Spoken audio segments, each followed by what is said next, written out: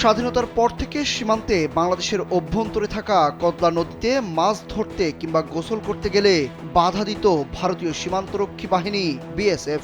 এ নিয়ে দুদেশের নাগরিক ও বিএসএফ এর মধ্যে একাধিকবার বাকবিতণ্ডাও হয়েছে। আর বছর আমি আমি যদি ধান নাই গেলাম, ধানটা ঘোটাতে পারবো না। সেই ধানটা ছিল আমি প্রতিদিন পাই নিতাম, আর ওরা তারা করতো। আগে তো নদীতে লাভ দিয়ে দিত না বিএসএফরা, নদীতে ধান রুতে দিত না, নদীতে লাভ দিত না, গোসল করতে দিত না, মাছ ধরতে দিত না।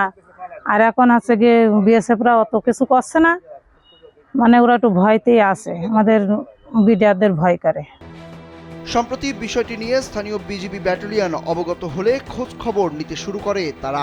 এরপর বিজিবি প্রথমে বিভিন্ন নথিপত্র, স্থানীয় প্রশাসন এবং 1961 সালে প্রণয়ন করা মানচিত্র থেকে নদীটির প্রকৃত অবস্থান অনুসন্ধান করে নিশ্চিত হয় কদলা নদীর 4.8 কিলোমিটার বাংলাদেশের ভেতরে পড়েছে। ইডেন বে কক্সবাজার সমুদ্র সৈকতের উপর নিজেদের একটি ঠিকানা। মাত্র 5 লাখ টাকায় আপনিও হয়ে যেতে পারেন এই হোটেলের মালিক। বিষয়টি নিশ্চিত হওয়ার পর দখলের বিষয়ে বিএসএফ এর কাছে প্রতিবাদ জানায় বিজিবি। পরে ঝিনাইদহের মহেশপুর 58 বিজিবির সদস্যরা সাহসিকতা ও পেশাদারিত্বের সঙ্গে কদলা নদীর প্রায় 5 কিলোমিটার নিজেদের দখলে আনতে সক্ষম হন। বিজিবির সাহসিকতায় নদীটি নিজেদের দখলে আসার পর বাংলাদেশিরা এখন নদী ব্যবহার, মাছ ধরা এবং নদীর তীরবর্তী এলাকায় চাষ করা শুরু করেছেন। স্থানীয়রা বলছেন, এমন বিজিবি চেয়েছিলেন তারা, যারা দেশের এক টুকরো মাটিও হাতছাড়া করবে না।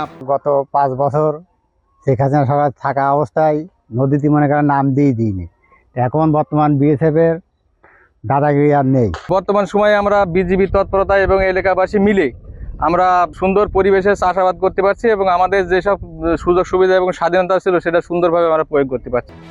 দীর্ঘদিন বিএসএফ এর দখলে থাকা প্রায় 5 কিলোমিটার ওই এলাকা নিয়ন্ত্রণে নেওয়া স্থান পরিদর্শন করেছেন বিজিবির Kushtia sector commander colonel Maruful Abedin. সে সময় তিনি স্থানীয় বাসিন্দাদের সীমান্ত এলাকায় শান্তি শৃঙ্খলা বজায় রাখার পরামর্শ দেন। তারা যে দাবি বলে এতদিন ধরে শূন্য রেখা একেবারে নদীর আমাদের প্রান্তেই বিবেচনা করত, সেটি আমাদের এখানে যে নদীর ধারে রেফারেন্স পিলার আছে তার মাধ্যমে আমরা আপাত দৃষ্টিতে নদীর মাঝামাঝি বা নদীর অপর প্রান্তের কাছাকাছি পর্যন্ত যাবে বলে যেটা দাবি করেছি, সেটির জন্য তারা ইতিমধ্যে আমাদেরকে পত্র দিয়েছে একটি জয়েন্ট সার্ভে করার জন্য।